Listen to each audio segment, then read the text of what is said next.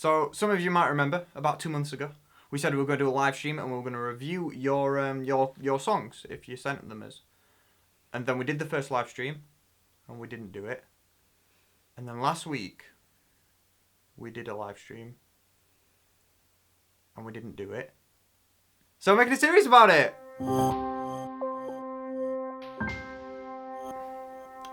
So what we're going to do is we're going to make an entire series out of it because it didn't work in the live stream and because we're going to obviously have internet problems because we're uploading and downloading at the same time. We're just going to make a series where we just review things. We're going to review 3 tracks per episode. We're going to have one this week and we're going to have one next week because we owe you, because we said we were going to do a thing and then didn't. So here's the first 2 episodes of that. Without further ado, let's start. We're going to review a song by someone called Ruth, who played the theme song, I assume, from... No, it's just a song about Stranger Things. Oh. We'll see. No, it actually is. Well, we'll see, won't we? We don't know. No, I do know, because it says in description.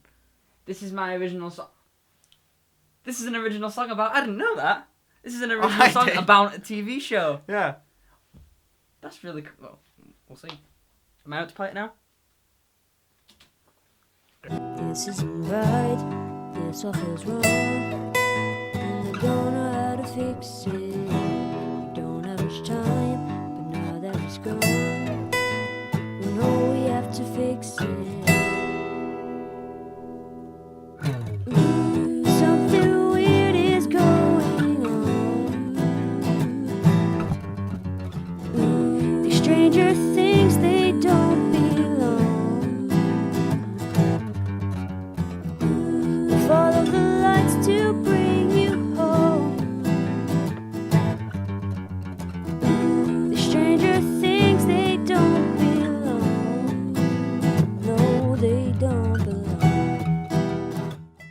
The structuring of that song I thought was really good. Like, you clearly have a good understanding of what parts of the song should go where, and clearly you know the key that you're playing in and all the melodies that you could be playing over that key. They all work really well. Like, the nice little high guitar bit I really like. I think not so much in the last chorus, but in the first 2 choruses, the single note descending pattern that you do between each go around of chords, it got a little bit repetitive. So what I would do about that is maybe change it up what you do each time. Like, you could still do the same kind of thing, but just change the notes. Like, the first one you could go lower, the second one you could go higher, that kind of thing. I really liked the backing vocals that you had going on in the choruses. They were good. Your vocal melody was also really good. That was kind of catchy, actually. I really liked that. And the way you built up everything in the last chorus worked really well as well. I would recommend sending your mix to other people to see what they think, and because I thought some parts of it were a little bit too loud and some parts of it were a little bit too quiet, but if you're new to mixing, then that's obviously going to happen. Just, I don't know, get some opinions off people. The song as a whole was really, really good. You're a good songwriter in terms of actually, if that was fleshed out and was made with bigger instruments, more drums, that kind of thing, and made into like a big epic song, I think it'd work really, really well. So from a songwriting standpoint, everything is pretty much, top notch. As just said, that little thing in the chorus, the is repetitive, doing it for every single chord sequence. I believe you do it 4 times. The end of each one you do it. Maybe, I'd say not even change it. I'd say for the first one, when you do the stop, don't do the stop. Keep the chord going. Maybe have that riff still go, but have all the chords going so it flows. So it flows, and then when the third one comes around, do it then. So it leads into the very last go around of the chord sequence. That's how I'd do it. I'd just have it once per chorus. Or even do it, if you really want to make it feel special, only do it in like the middle chorus. So you've got 3 choruses, don't do it in the first one. The second one, do it in that. And the third one, you start differently, so it'll feel different again. So that means that you essentially, for your 3 choruses, each one is completely different, which is kind of an interesting thing to do because then it makes each section feel like its own thing. The riff, the really high riff, works, but I'd put it a lot lower in the mix. Have it more of a background thing rather than a riff thing because it's not as lead as like the vocals are, so I wouldn't have it as loud as the vocals are, just have it lower in the mix. Keep up the good work. Maybe start experimenting with other instruments, putting extra stuff in if that's something that you can do with whatever software you have. Just mess around with it and keep up the good work. Yeah, maybe put a little bit of an effect on your voice as well, see what that sounds like, because the song is clearly meant to sound weird and strange, hence the title. So some vocal effects or effects on anything couldn't go far wrong. I like the idea of taking a piece of media and writing a song about it as if it was real life kind of thing. Like you're almost writing from the perspective of a character in the thing. I like that as an idea. Not enough people do it. You've brought it to my attention, and I may even try doing something similar myself. So thank you very much. You've almost inspired me to have an idea. The second song is by a band called Endless Procedure, and this is called Seconds 2.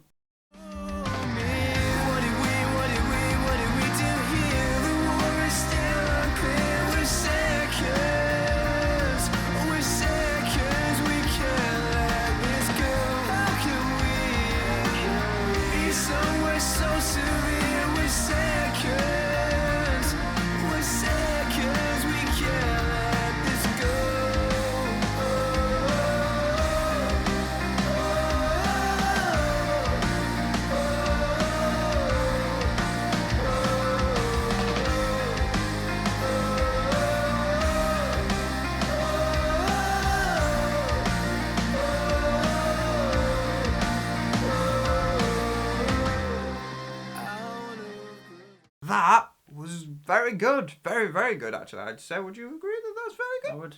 So, I'll start with the negatives, because then I'll get to the good stuff and it'll make you feel better. The mix, I'm not a massive fan of. I think that it's... I presume you're a starting out band. It's an ambitious style that you're kind of going for, because a lot of bands that kind of have the kind of style that you're going for are bigger bands. There aren't a lot of small bands doing what you're doing, which is a very good thing. So I've actually made that negative into a positive anyway. I don't like the mix. I think the guitars sound quite mid-y.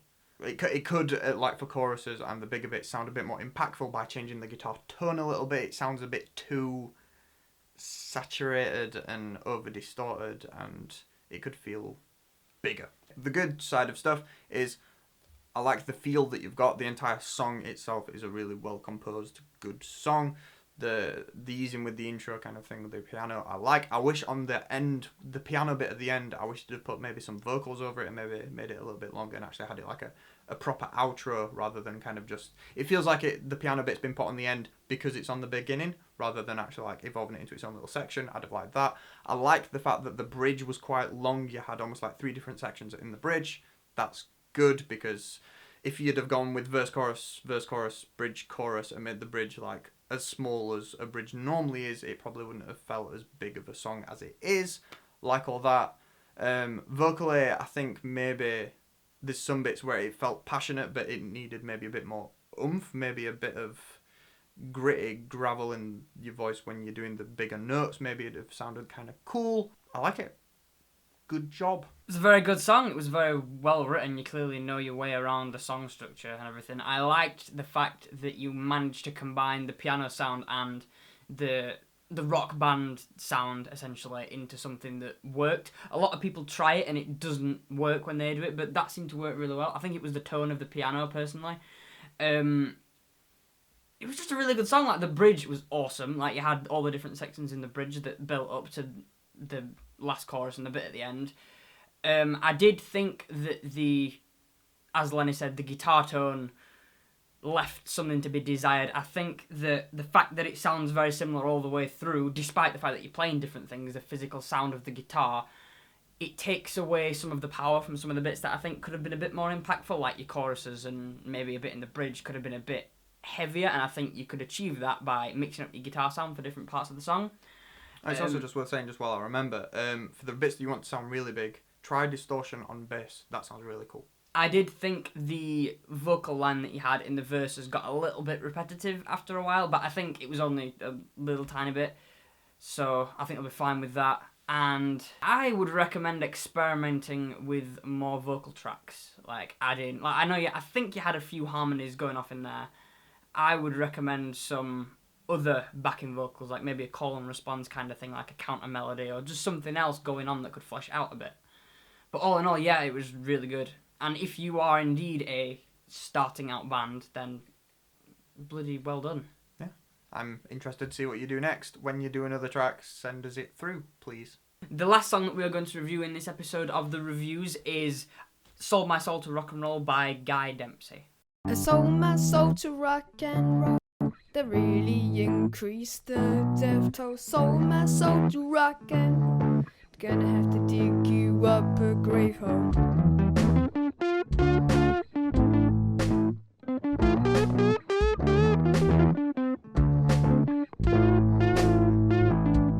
I spoke to the queen, she said to me, why don't you get me a cup of tea? I put it on a dress and she said to me, off of your head now, don't you agree? I lay on my bed, almost dead, hoping that there won't be any bloodshed. I lay on my bed, almost dead, they're gonna have to sew you back together using thread. Okay, I'm going to presume, just from the recording quality and everything, that was all done by yourself in your bedroom, I would presume. I'm also going to presume, I don't know if this is true, that you haven't been playing guitar for very long.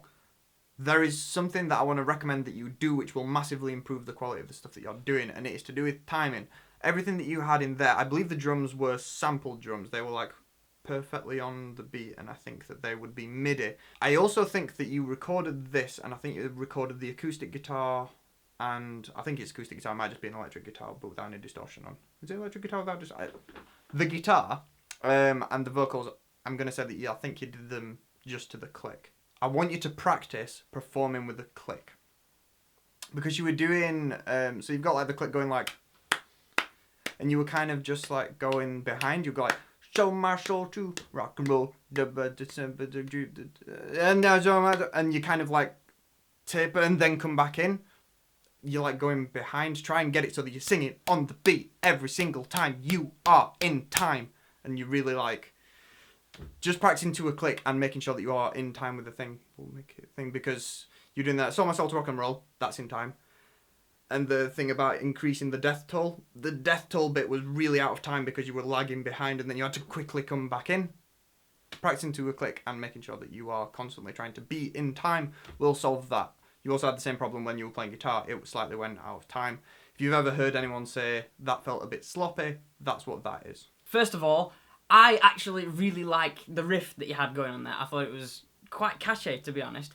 I think one of the reasons why it felt a little bit out of time in some places, especially with the vocals, were that you're trying to cram too many syllables into your lines. So when it's got one extra syllable, it feels like... and it just kind of goes on a bit longer than it should, and it doesn't end where it should do. Like the thing with the death toll, there was one too many syllables in that, I think, that just made it seem like it was kind of falling over itself. The thing that Lenny said about timing as well, just want to echo that. Timing is one of the most important things when you're making music. I presume that you're quite a beginner to this thing, to creating music, so well done on your first effort. I mean, the song was... It worked, it was all in key, it was all to the same theming, it all worked really well. There was one thing that I would like to say, which is the structure feels a little bit odd. So you did the intro, which was like a riff, just guitar on its own, and then I think you played like the chorus but on single string, and then you played the chorus but with chords, then you came in with the full chorus, or did you might have just done it guitar and vocals, then you came in with full band, then you did a verse, then you did chorus. I'm not saying don't do odd stuff, but I'm just saying it seems really odd to do intro, because that's what it feels like. You're doing like intro, chorus, solo, verse, intro. That feels odd. Have a look at other songs that you like and see how they are structured. Most songs will do verse, chorus, bridge, chorus. That's not always the best way of doing things. A lot of songs do it different ways and it works. So just have a listen to songs that you actually like and maybe just analyse how they're structuring their songs and maybe just kind of steal bits. So that was 3 songs that we were supposed to be reviewing in the live stream and then didn't, but we've reviewed them now in this new series. Did you enjoy this? Do you think the structuring's a little bit better? It's also worth saying now that we've got a spare minute, we're going to get rid of Q&As. Said this a while ago, I think I might have said it on Twitter. I don't like how dragged out and rambly everything seems. The reason why in this video that we did the review and Joe did and his entire thing and then I said my entire thing is because it feels less rambly and a lot less like talking to each other, and it's not as energetic as most of the content that we are normally doing is. So we're going to get rid of Q&As completely.